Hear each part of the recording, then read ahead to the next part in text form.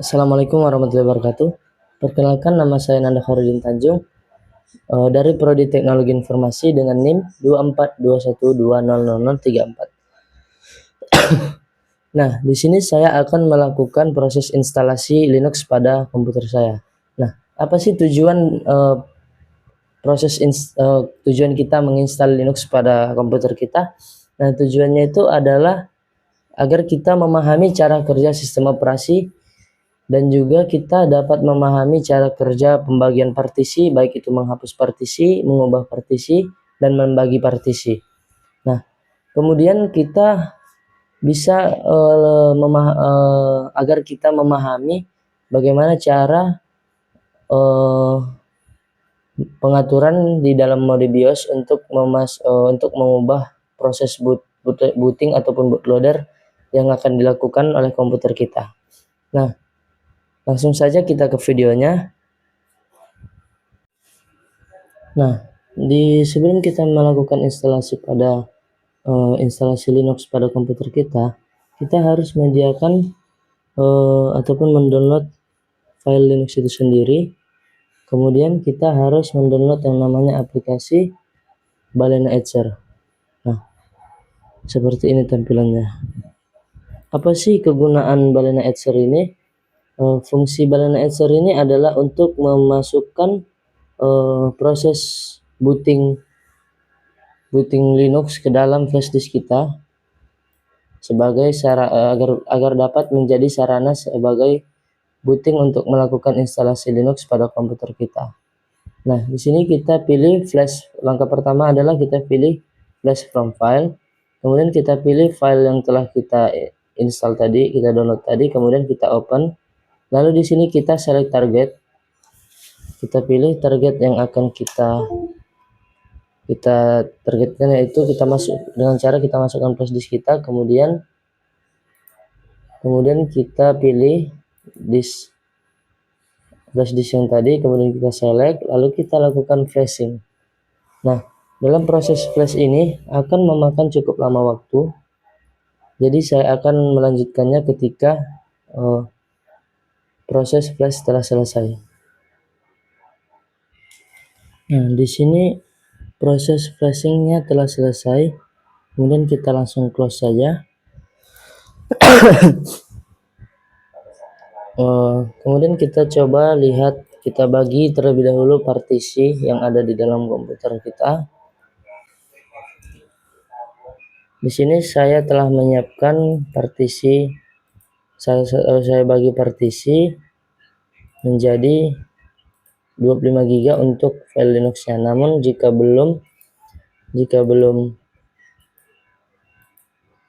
kita belum memiliki partisinya, kita akan bisa membaginya dengan cara kita klik di sini di file yang kita di disk yang kita inginkan, kemudian kita pilih shrink volume.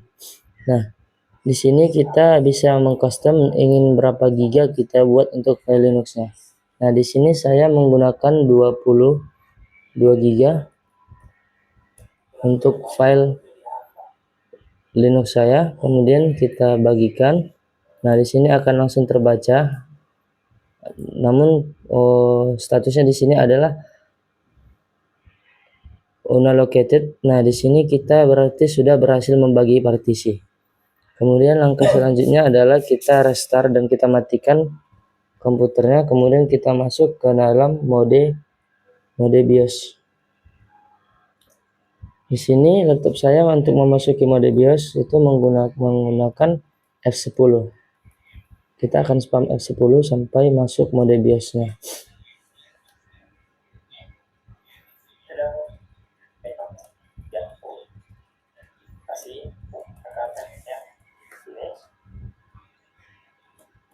Nah, di sini saya sudah memasuki mode BIOS. Di sini kita langsung pilih saja pada bagian System Configuration. Kemudian pilih Boot Option. Setelah itu kita ganti dan kita ubah menjadi USB diskette ini ke atas dengan cara menekan F6. Nah, yang di bawah juga begitu. Nah, setelah kita lakukan proses tersebut, kita simpan dengan menekan F10.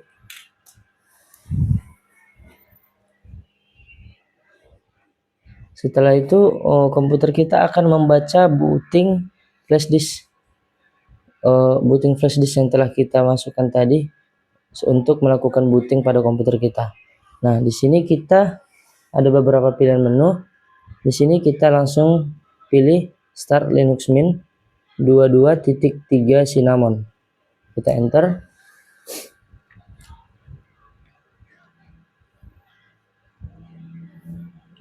Nah, di sini proses masuknya lumayan lama. Saya akan skip ketika sudah masuk ke dalam mode Linux-nya.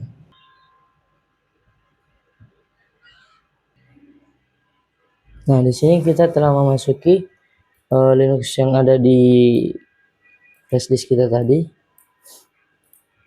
Kemudian kita pilih menu Install Linux Mint.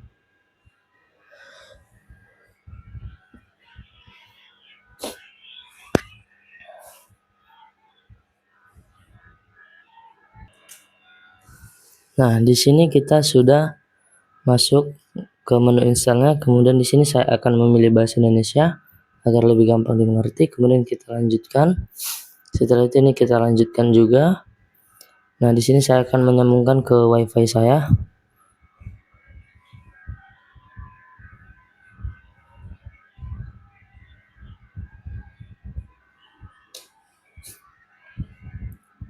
Nah, setelah jaringan WiFi di sini tersambung, kita lanjutkan.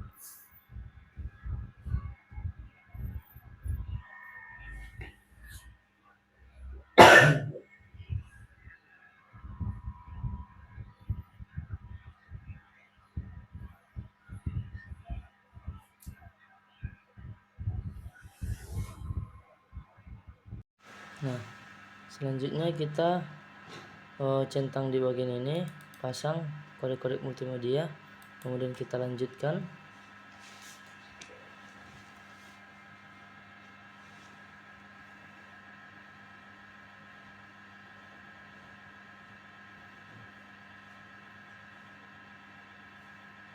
Nah, setelah itu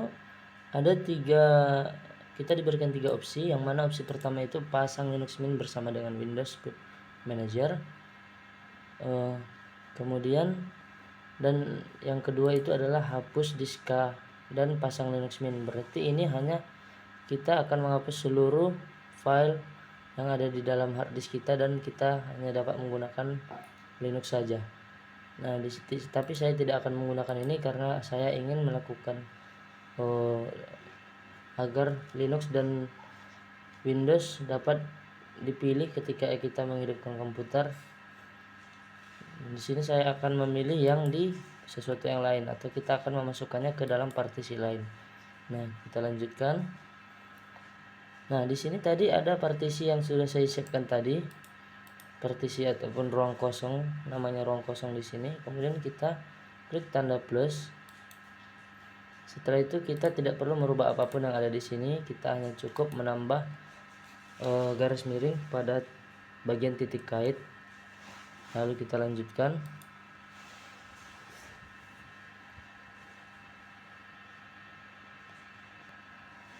Nah, setelah itu di sini file yang tadi bernama ruang kosong itu telah terisi, kemudian telah tercentang secara otomatis. Lalu kita langsung pasang sekarang saja.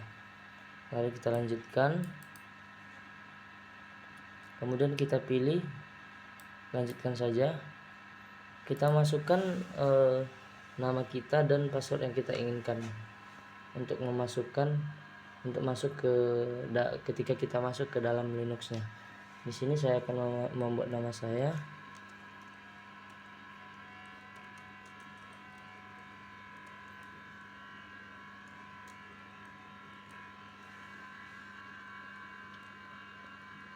Nah, di sini saya akan mengatur sandi saya.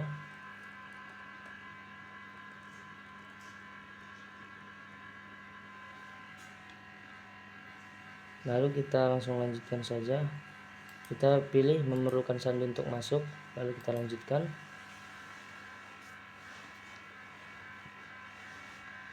Nah, untuk proses pemasangan ini cukup makan lama cukup memakan waktu yang lama, maka saya akan skip ketika sudah selesai terinstall. Nah, di sini proses instalasinya telah selesai. Kemudian kita langsung pilih nyalakan ulang sekarang. Lalu kita masuk ke dalam mode BIOS. Seperti tadi, kita menekan F10.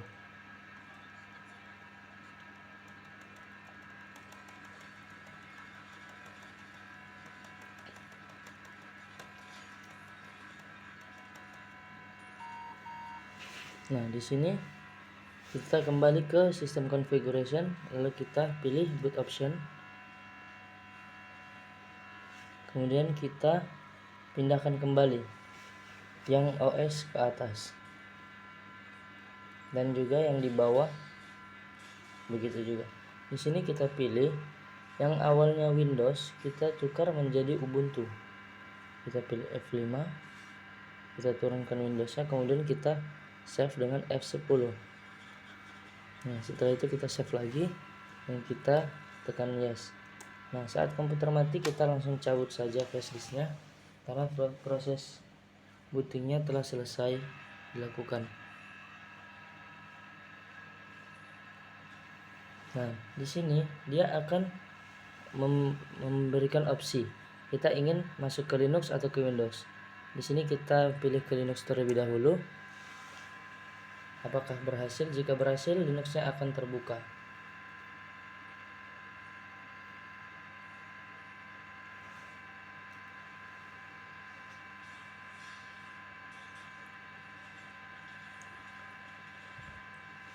Nah, di sini ternyata berhasil. Kita masukkan sandi kita tadi.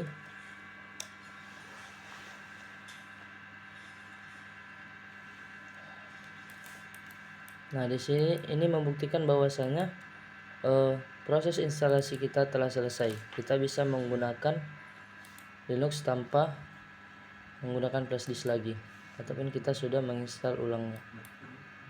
Kita sudah menginstal Linux ke dalam driver kita. Nah, kemudian kita coba untuk masuk kembali ke Windows. Apakah bisa?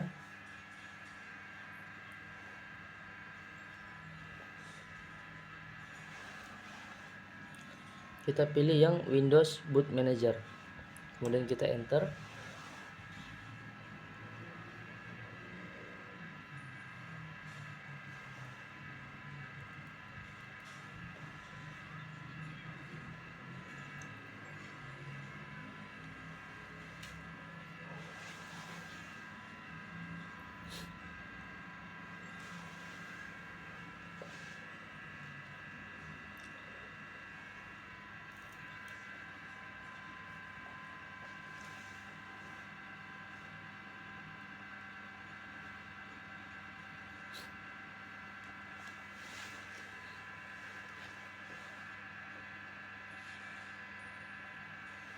Nah, di sini kita berhasil masuk kembali ke dalam Windows kita.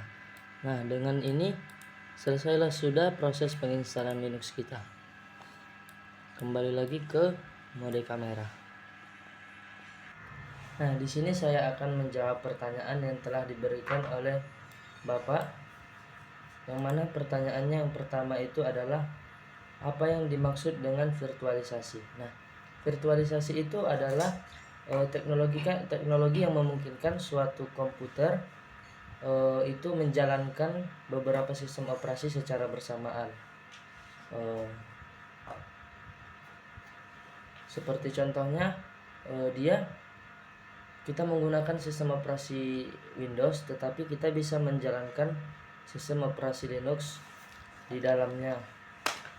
Setelah itu yang kedua adalah mengapa VirtualBox digunakan dalam instalasi Linux. Nah, di sini saya tidak menggunakan VirtualBox karena menurut saya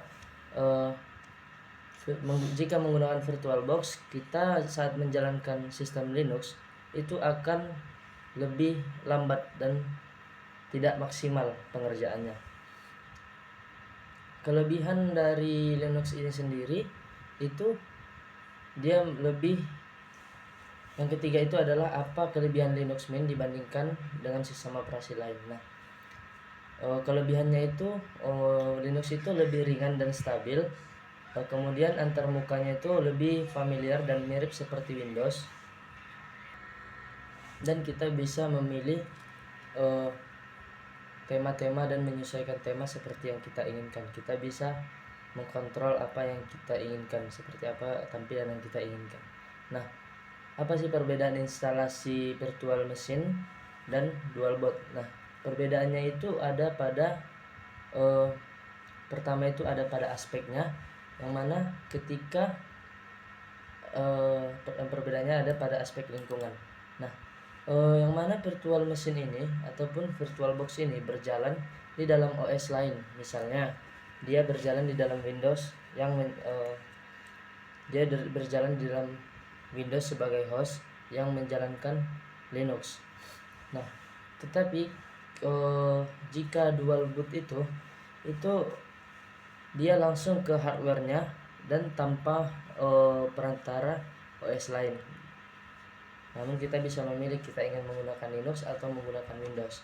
Nah, dari segi kinerja, jika kita menggunakan Linux di VirtualBox itu cenderung lebih lambat dan lebih tidak maksimal pengerjaan atau penggunaan Linux di VirtualBox. Nah, kalau di dual boot itu lebih maksimal karena aksesnya langsung tanpa perantara, langsung ke hardware-nya dan berjalan di sistem komputer kita. Nah, dari segi akses data di VirtualBox atau virtual machine kita perlu melalui file virtual disk atau seperti cloud. Nah, tetapi jika kita menggunakan dual boot itu kita memiliki akses penuh ke dalam hard disk kita, hard disk yang secara fisik. Nah, resikonya itu ketika kita melakukan instalasi menggunakan virtual machine itu adalah virtual machine itu tidak memiliki resiko ataupun aman dan dia tidak akan mengganggu sistem host yang menjalankannya. Nah, jika di dual boot resiko partisi terhapus ataupun bootloader rusak itu sangat tinggi karena jika salah menghapus atau mengganti partisi proses instalasinya akan gagal. Nah, yang kedua, yang terakhir itu adalah dari segi penggunaan. Nah, kita bisa menggunakan virtual machine ini cocok untuk sebagai uji coba ataupun untuk pembelajaran. Nah, jika untuk di dalam mode dual boot kita lebih bisa menggunakannya itu secara maksimal. Contohnya kita ingin memproduksi atau melakukan proses game ataupun editing yang berat. Nah, yang kelima itu pertanyaan yang kelima, kendala selama proses instalasi dan cara mengatasinya. Nah, selama saya melakukan proses instalasi ada beberapa kendala yang saya hadapi. Yang pertama itu adalah saya pernah kehilangan salah hapus partisi. Itulah kenapa dual boot itu terlalu berisiko untuk dilakukan, karena jika salah sedikit partisi kita akan terhapus. Saya pernah menghapus partisi Windows saya sehingga saya harus menginstalnya kembali. Nah, terus setelah itu kendala yang saya dapati itu ketika kita ingin melakukan flash dari file Linux itu ke dalam flash disk itu terkadang gagal dan ternyata kita harus melakukan format terlebih dahulu terhadap flash disknya. Setelah kita format baru kita bisa menggunakan flash disk tersebut untuk sebagai bootloader ataupun sebagai sistem bootloader. Kita bisa menggunakan flash disk tersebut sebagai untuk menjalankan bootloader untuk menginstal Linux tersebut. Kemudian setelah itu mungkin sampai sini saja. Sekian yang dapat saya sampaikan. Assalamualaikum warahmatullahi wabarakatuh.